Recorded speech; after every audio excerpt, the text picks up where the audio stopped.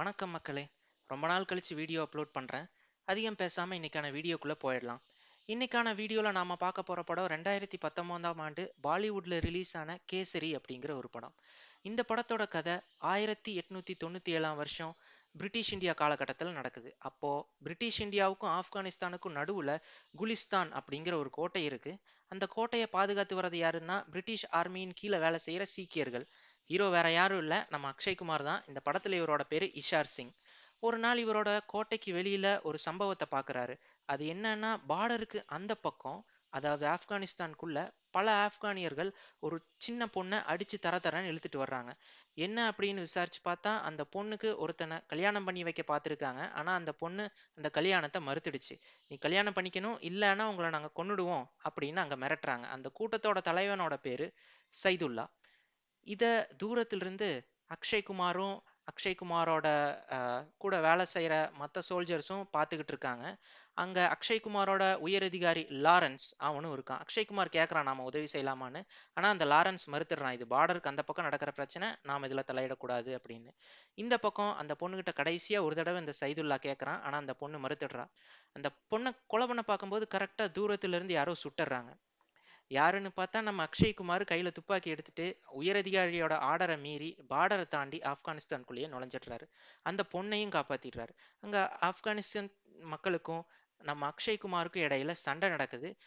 அந்த பொண்ணு தப்பிச்சு அந்த பக்கம் ஓடிடுறா. அந்த பொண்ணை கொலை பண்ண பார்க்குறாங்க. அவங்களையும் நம்ம அக்ஷய்குமார் சுட்டு பொசுக்கிடுறாரு. ஒரு வழியா ஆப்கானிஸ்தான்காரனுங்க அக்ஷய்குமாரை பிடிச்சி, இவன் பார்டரை தாண்டி வந்து நம்ம பிரச்சனையில தலையிடுறான், இவன் உயிரோடவே இருக்கக்கூடாது அப்படின்னு அவனை கொல்ல பார்க்குறாங்க. இந்த தூரத்துல இருந்து பார்த்துட்டு இருந்த அக்ஷய்குமாரோட மற்ற சோல்ஜர்ஸும் உள்ள வந்துடுறாங்க. ரெண்டு பேருக்கும் இடையில சண்டை நடக்குது. இதுல அக்ஷய்குமார் டீம் ஜெயிச்சு ஆப்கானியர்களை அடிச்சு விரட்டிடுறாங்க. அந்த சைதுல்லா தூரத்துல இருந்து பார்த்துட்டு அவனும் தப்பிச்சு ஓடிடுறான். இந்த சம்பவம் நடந்ததுக்கு அப்புறம் லாரன்ஸ், அதாவது அக்ஷய்குமாரோட உயரதிகாரிக்கு அக்ஷய்குமார் செஞ்சது ரொம்பவே பிடிக்காம போயிடுச்சு. அந்த லாரன்ஸ்ங்கிறவன் ஒரு இனவெறி பிடிச்சவன். இதனால இந்த லாரன்ஸ் அவனோட கமாண்டிங் ஆஃபீஸருக்கு அக்ஷய்குமார் பத்தி ரொம்ப தப்பு தப்பா ஒரு மெமோ எழுதுறான், விடுதலை படத்துல சூரிக்கு கொடுக்குற மாதிரி. அடுத்த சீன்ல அக்ஷய்குமாரும் அவரோட ஃப்ரெண்டு குலாபாவும் கோட்டைக்கு வெளியில நின்று பேசிக்கிட்டு இருக்காங்க. அப்ப திடீர்னு அவர் ஃப்ரெண்டு குலாபாவை தூரத்துல இருந்து யாரோ சுட்டுடுறாங்க. யாரு சுட்டா அப்படின்னு பார்க்கும்போது ஆப்கானியர்கள். நேத்து அக்ஷய்குமார் பார்டரை தாண்டி போய் பிரச்சனை பண்ணதுனால பழி வாங்குறதுக்காக ஆப்கானியர்கள் கூட்டமா கோட்டையை தாக்குறாங்க. சீக்கியர்கள் அவங்க கிட்ட இருக்கிற எல்லா ஆயுதத்தையும் வச்சு சண்டை போடுறாங்க. ஒரு கட்டத்துல சண்டை முத்துன உடனே அக்ஷய்குமார் கோட்டையை விட்டு வெளியில இறங்கி ஆஹ் யாருக்கும் தெரியாம எதிரிகளோட கூடாரத்துக்குள்ள போய் அங்க ஒரு வெடிகுண்டையும் வீசிடுறாரு. எதிரிகளோட கூடாரமெல்லாம் வெடிச்சு சிதறிடுது. ஆப்கானியர்களால இந்த தாக்குதலை சமாளிக்கவே முடியல. எல்லாரும் மறுபடியும் பயந்து ஓடிடுறாங்க. அடுத்த சீன்ல நம்ம அக்ஷய்குமார் கமாண்டிங் ஆஃபீஸர் முன்னாடி நின்று திட்டு வாங்கிட்டு இருக்காரு. இந்த கமாண்டிங் ஆஃபீஸர் அக்ஷய்குமாரோட வீரத்தை பாராட்டுறாரு. நீ தைரியசாலி தான், அதே நேரத்துல நீ டிஸ்ஒபீடியண்டா இருந்திருக்க, அதனால உனக்கு நான் ஒரு பனிஷ்மெண்ட் போஸ்டா சாராகரி கோட்டையில உன்னை நான் போஸ்டிங் போட போறேன் அப்படின்னு இருக்காரு. இந்த சாராகரி கோட்டைங்கிறது ஒரு சின்ன கோட்டை. யாருமே இங்க போக மாட்டாங்க. ஏன்னா ரெண்டு பெரிய கோட்டைக்கு நடுவுல இது இருக்கு. இது மோஸ்ட்லி ஒரு போஸ்ட் ஆஃபீஸ் மாதிரி, ரெண்டு கோட்டைக்கு நடுவுல ஒரு போஸ்ட் ஆஃபீஸ் மாதிரி இருக்கு. பெருசா இந்த கோட்டையில வேலை இல்லை அப்படிங்கிறதுனால இந்த கோட்டையில வெறும் 21 பேர் மட்டும்தான் இருக்காங்க அக்ஷய்குமாரோட சேர்த்து. அக்ஷய்குமாருக்கு வந்து இதை ஒரு பனிஷ்மெண்ட் போஸ்ட் மாதிரி கொடுத்துட்றாங்க. கமாண்டிங் ஆஃபீஸர்கிட்ட பேசிட்டு வெளியில வரும்போது அக்ஷய்குமார் இந்த லாரன்ஸை பார்க்குறான். லாரன்ஸ் அக்ஷய்குமாரை பிடிச்சி திட்டுறான். நீ எந்த வேலைக்குமே லாயக்கு இல்லை, உன்ன மாதிரி இந்திரியர்கள்லாம் கோழைங்க, இந்தியாவே ஒரு கோழை நாடு அப்படின்னு திட்டுறான். அக்ஷய்குமாருக்கு என்னதான் மனசுக்குள்ள கோவம் இருந்தாலுமே அவனால அதை வெளிக்காட்ட முடியல. மறுபடியும் நாம கோவப்பட்டு ஏதாவது பேசி மறுபடியும் நமக்கு ஏதாவது பனிஷ்மெண்ட் கொடுத்துட்டா என்ன பண்றதுன்னு அமைதியா இருந்துக்கிறான். அடுத்த நாள் புதுக்கோட்டையை நோக்கி போறான்.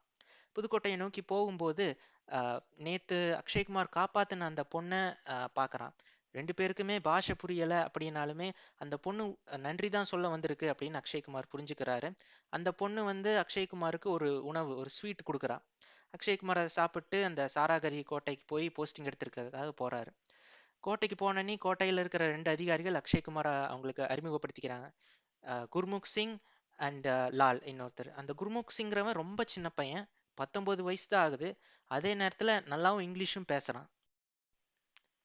அக்ஷய்குமாரை வந்து இந்த ஃபோர்ட்டோட கமாண்டிங் ஆஃபீஸராக போட்டிருக்காங்க. அதாவது இந்த ஃபோர்ட்டை இவர் தான் பார்த்துக்கணும். சீக்கிரமே அக்ஷய்குமார் போஸ்ட்டுக்கு எடுக்க வந்துட்டாரு. அக்ஷய்குமார் சீக்கிரமே போஸ்டிங்க்கு வருவாருன்னு தெரியாத மற்ற சோல்ஜர்ஸ் எல்லாம் கோழி சண்டை போட்டு அதை வேடிக்கை பார்த்துக்கிட்டு இருக்காங்க. யாருமே யூனிஃபார்ம் இல்லை, யாருமே ஒரு சோல்ஜர் எப்படி இருக்கணுமோ அப்படி இல்லை. இதை பார்த்தனே அக்ஷய்குமார் கோபமாயி அவங்கள எல்லாம் ஒரே லைன்ல நிக்க சொல்றாரு. உங்களுக்கெல்லாம் அறிவே இல்லையா?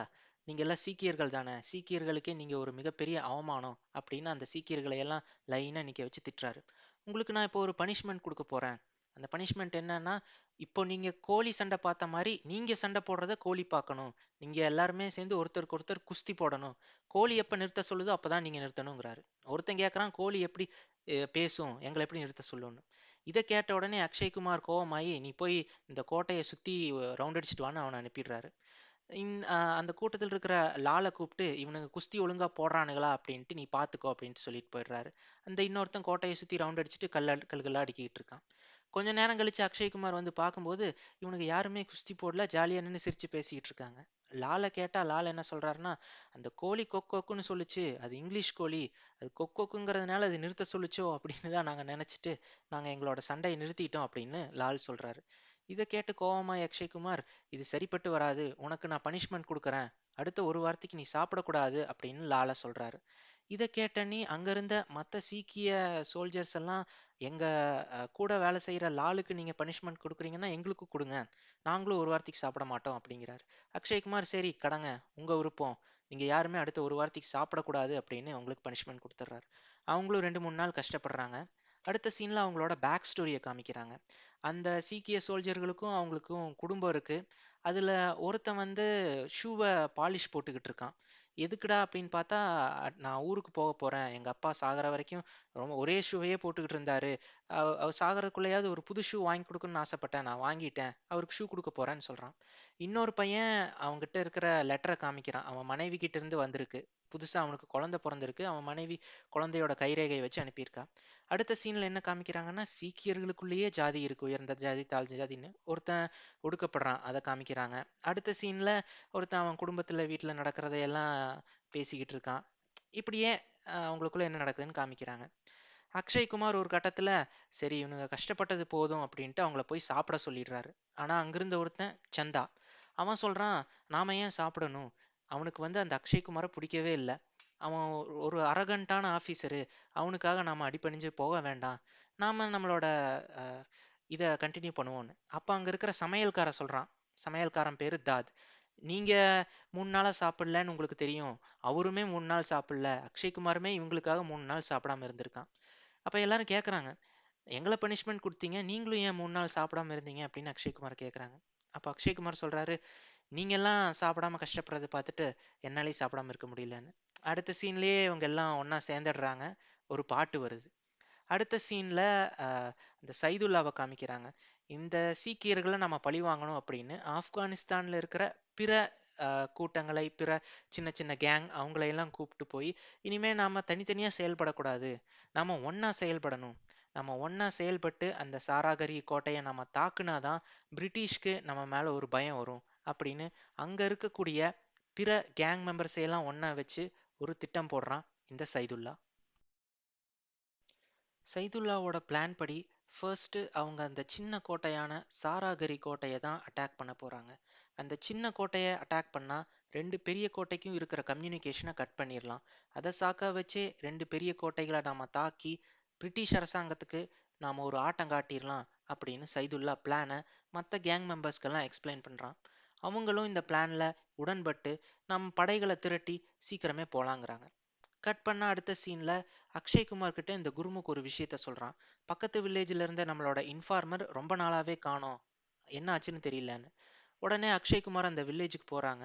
அந்த கிராமத்துக்கு போனா அங்க சின்ன பசங்க, வயசானவங்க, பெண்கள் மட்டும்தான் இருக்காங்களே தவிர 20 30 வயசுல பெரிய ஆளுங்க யாருமே இல்லை. அது மட்டும் இல்லாம அங்க அவங்க ஒரு மசூதியை கட்ட திட்டம் போட்டுக்கிட்டு இருக்காங்க. ஆனா எல்லாம் வயசானவங்களா இருக்கிறதுனால அவங்களால அந்த மசூதியை முழுசா கட்டி முடிக்கவே இல்லை. இந்த விஷயத்த தெரிஞ்சோடனே அக்ஷய்குமார் கோட்டைக்கு போய் மற்ற சோல்ஜர்ஸ் கிட்ட எல்லாம், இந்த கிராம மக்களுக்கு நம்ம உதவி செய்வோம், அவங்க நமக்கு ரொம்ப நாளா இன்ஃபார்மரா இருந்திருக்காங்க, அவங்களுக்கு நம்ம மசூதியை கட்டி தருவோம்னு சொல்றாங்க. ஆனா அந்த கூட்டத்துல இருந்த நிறைய பேர், நாங்கெல்லாம் சீக்கியர்கள், நாம ஏன் அவங்களுக்கு உதவி செய்யணும்னு சொல்றாங்க. ஆனா அக்ஷய்குமார் உதவி செய்யணும்னு விருப்பப்படுறான். அவனே அந்த கிராமத்துக்கு போய் அங்க இருக்கிறவங்களுக்கு மசூதி கட்டித்தரான். அப்போ மசூதி கட்டிக்கிட்டு இருக்கும்போது ஒரு இடிபாடுல ஒரு சின்ன பையனை காப்பாத்துறான். அந்த சின்ன பையனை காப்பாத்த போகும்போது இவன் மேல ஒரு தூண் விழுக பாக்குது. அப்ப டக்குன்னு வந்து மத்த சீக்கியர்கள்லாம் அந்த தூணை பிடிச்சு அக்ஷய்குமாரை காப்பாத்திடுறாங்க. அக்ஷய்குமார் அந்த மசூதியை கட்டி முடிச்சுட்டு அந்த கிராமத்திலேயே சாப்பிட்றாரு. அந்த கிராமத்துல இருந்த ஒரு வயசான பெண்ணு அவங்களுக்கெல்லாம் நன்றி சொல்ற மாதிரி கையில ஒரு அஹ், பாதாமை கொடுக்குறான். அந்த பாதாமை அந்த சீக்கியர்கள்லயே தாழ்த்தப்பட்ட பிரிவை சேர்ந்த ஒருத்தன் கையில வச்சு ரொம்ப ஆச்சரியமா பார்க்கறான். அடுத்த சீன்ல குருமுக்கும் அக்ஷய்குமாரும் பேசிக்கிறாங்க. அவங்களுக்கு ஏதோ எச்சரிக்கை வந்திருக்கு. பக்கத்து கோட்டையிலிருந்து இவங்களுக்கு வந்த தந்தியின்படி ஆப்கானியர்கள் ஒன்று திரண்டு சாராகரி கோட்டையை அட்டாக் பண்ண வர்றாங்க அப்படிங்கிறது தான் செய்தி. ஆனா அக்ஷய்குமார் பைனாகுலர்ல பார்க்கும்போது யாருமே இல்லை அப்படின்னு தான் நினைக்கிறாரு. கொஞ்ச நேரத்திலேயே போர் முரசு கேக்குது. ஆப்கானியர்கள் ஒருத்த மட்டும் ஃபர்ஸ்ட் போர் முரசு அடிச்சுக்கிட்டு வர்றான். அப்புறம் பார்த்தா 100 1000ன்னு பல்லாயிரக்கணக்கான படை வீரர்கள் ஆப்கானிய படையில சேர்ந்து போர் முரசு தட்டிக்கிட்டே வர்றாங்க. இந்த கூட்டத்தை பொளந்துக்கிட்டு சைதுல்லா வர்றான். அக்ஷய்குமார் முதல்ல காப்பாத்தினான் இல்லையா அந்த பொண்ணு, அந்த பொண்ணை அக்ஷய்குமார் பார்க்குற மாதிரியே தலையை வெட்டி கொன்னுடுறான். அக்ஷய்குமாருக்கு இதை பார்த்தனி ரொம்ப கோவம் ஆயிடுது. இன்னொரு தந்தியும் பக்கத்து கோட்டையில இருந்து வருது. பக்கத்து கோட்டையில இருக்கிற பிரிட்டிஷ் அதிகாரிகள்லாம் ஒரு தந்தி அனுப்பியிருக்காங்க. அக்ஷய்குமார் அதை படிச்சு பார்த்துட்டு என்ன சொல்றாருன்னா, பிரிட்டிஷ் அதிகாரிகள் நமக்கு ஒரு உத்தரவு போட்டிருக்காங்க. நாம இந்த இடத்த விட்டு உடனே போய் தப்பிச்சு நம்ம உயிரை காப்பாத்திக்கணும் அப்படின்னு. இதை கேட்டோன்னே அங்க இருந்த சீக்கியர்களுக்கெல்லாம் சிரிப்பு வந்துருச்சு. பிரிட்டிஷ்காரனுங்க நம்மளை கோலன்னு நினைச்சிட்டாங்க, பயந்து நம்ம ஓடிட்டோம்னு நினைச்சிட்டாங்க அப்படின்னு சிரிக்கிறாங்க. அக்ஷய்குமார் அவங்களுக்கு ஒரு வாய்ப்பு கொடுக்குறாரு. நல்லா யோசிச்சுக்கோங்க, இங்க இருந்து சண்டை போட்டா சாவு உறுதி. ம், சி- அஹ் ஆயிரக்கணக்கான படைகள் இருக்கு, படையை நீங்க கொஞ்சம் எட்டி பாருங்க அப்படின்னு படையை காமிக்கிறாங்க. அந்த கூட்டத்தில் இருந்த அந்த சந்தாங்கிறவன் அக்ஷய்குமாரை திட்டுறான். நீ என்ன எங்களை எல்லாம் கோலன்னு நினைச்சிட்டியா? என்ன ஆனாலும் நாங்கெல்லாம் போக மாட்டோம், எங்க மன உறுதியை நீ குலைக்காத அப்படிங்கிறான். அக்ஷய்குமார் உடனே ரூம்குள்ள போய் கதவை சாத்திட்டு வெளியில வர்றான். ஒரு புது டர்பனை கட்டிட்டு வர்றான். இந்த புது டர்பனை கட்டினோன்னே, நான் புது டர்பன் கட்டியிருக்கேன், இது என் வீரத்தோட அடையாளம், நாம போருக்கு போவோம்னு சொல்லி அவனும் போர் முரசை தட்டி போர ஆரம்பிக்கிறான். போர் நடக்க ஆரம்பிக்குது. ஒருத்தர் ஒருத்தர் சுட்டுக்கிறாங்க. ஆனா அந்த சின்ன பையன் 19 வயசு குருமுக் மட்டும் ஆஹ், அக்ஷய்குமாரை பார்த்து கேட்கறான். அந்த தந்தியில நீங்க தப்பிச்சு போயிருங்கன்னு இல்ல, சண்டை போடுங்கன்னு தான் இருந்தது. ஆனா நீங்க ஏன் மத்த சோல்ஜர்ஸ் கிட்ட பொய் சொன்னீங்க? தப்பிச்சு போயிருன்னு பிரிட்டிஷ்காரங்க சொன்னாங்கன்னு நீங்க பொய் சொன்னீங்கன்னு கேட்கறான். அப்போ அக்ஷய்குமார் சொல்றான், நான் அவங்களுக்கு ஒரு வாய்ப்பு கொடுத்தேன். நான் கொடுத்த வாய்ப்பு அவங்களோட மன உறுதியை இன்னுமே திடப்படுத்திருச்சு சொல்றான். அடுத்த சீன்ல சமயக்காரனை கூப்பிட்டு, நீங்க எல்லாத்துக்கும் தண்ணி கொடு, அடிபட்டவங்களுக்குலாம் தண்ணி நீ தான் கொடுக்கணும்னு சொல்றான். போர் முத்திக்கிட்டே போகுது. ரெண்டு பக்கமும் பயங்கரமான துப்பாக்கி சூடு நடந்துகிட்டே இருக்கு. சீக்கியர்கள் எண்ணிக்கையில கம்மியா தான் இருக்காங்க.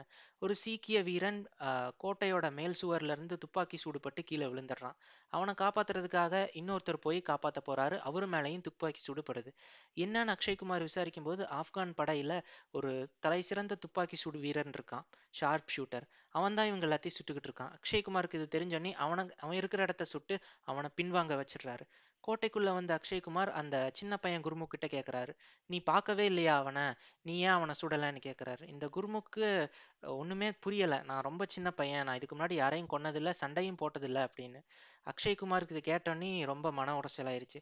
அக்ஷய்குமார் இந்த குருமுக்கு ஒரு சின்ன வேலை கொடுக்குறாரு. இனிமே நீ சண்டை போடாத, நீ சும்மா லேம்ப் போஸ்ட்ல இருந்து பக்கத்து கோட்டையில இருந்து என்ன தந்தி வருதுன்னு பாரு, இங்க என்ன நடந்துகிட்டு இருக்குன்னு அவங்களுக்கு தகவல் மட்டும் கொடு, அது மட்டும் போதும் அப்படிங்கிறாரு.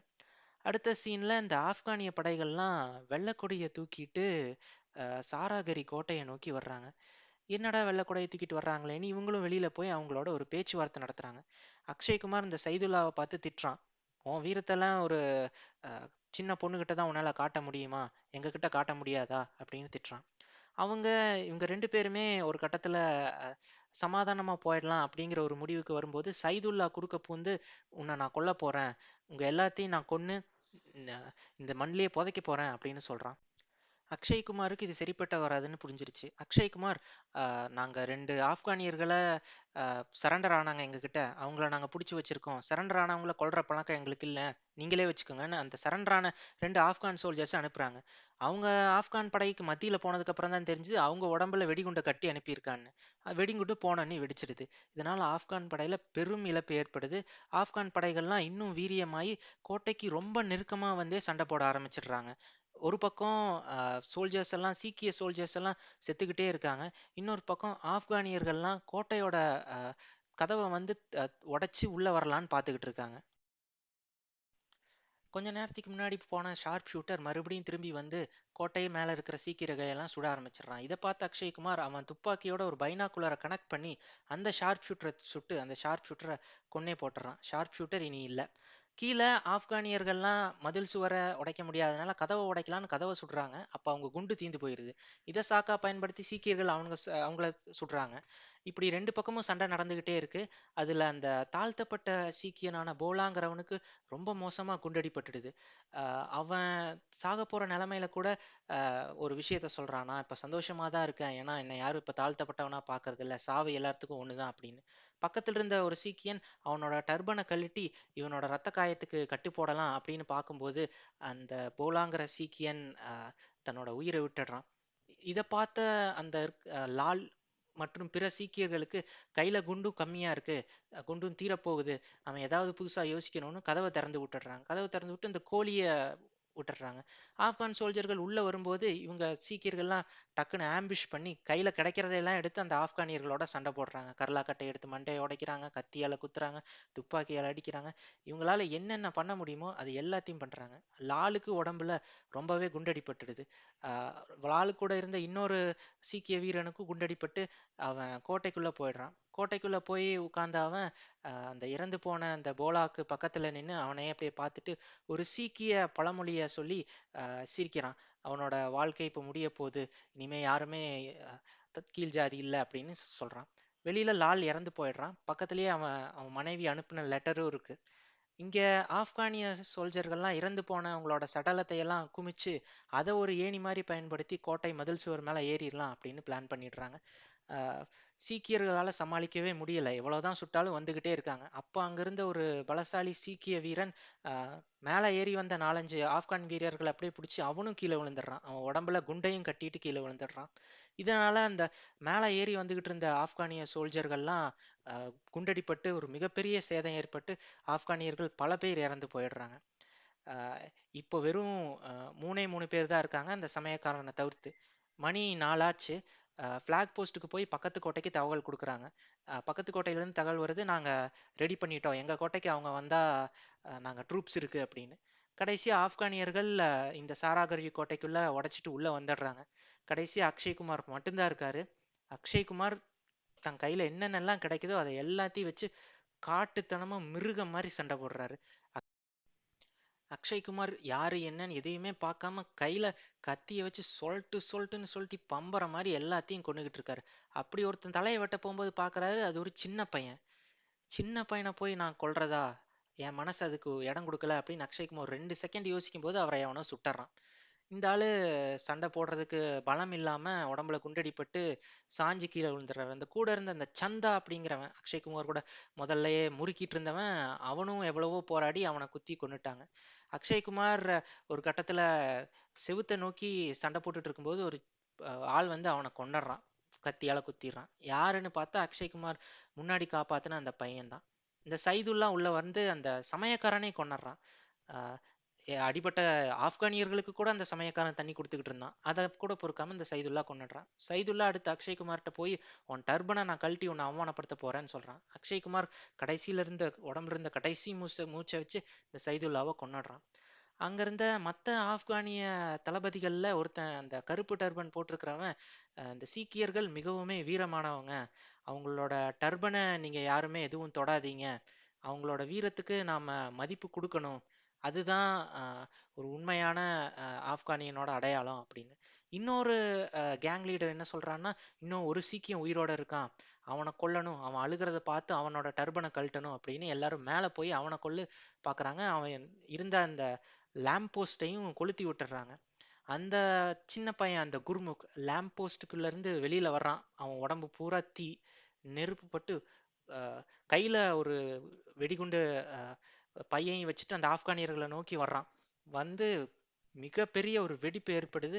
அந்த வெடிப்புல பல ஆப்கானியர்கள் இறந்து போயிடுறாங்க. மிதமீஞ்சி இருந்த ஆப்கானியர்கள் அந்த சாராகரி கோட்டையில இருந்த எல்லாத்தையும் திருடிட்டு அந்த சாராகரி கோட்டைக்கு தீ வச்சிடுறாங்க. இந்த சாராகரி கோட்டையில நடந்த அந்த வீர சம்பவம் பக்கத்தில் இருக்கிற கோட்டைக்கு தெரியுது, பிரிட்டிஷ் அதிகாரிகளுக்கு தெரியுது. பிரிட்டிஷ் கவர்மெண்ட் அந்த சீக்கிய வீரர்களுக்கு கௌரவம் கொடுத்து பிரிட்டிஷ் பார்லிமெண்ட்லயே அவங்களுக்கு கௌரவிச்சு. உயிர் நீத்த அந்த சீக்கிய வீரர்களுக்காக குருதுவாரான்னு சொல்லப்படுற சீக்கிய கோயிலையும் 2 எழுப்பியிருக்காங்க. இன்னுமே அந்த சீக்கிய கோயில்களுக்கு பல லட்சக்கணக்கானோர் வந்துகிட்டு இருக்காங்க.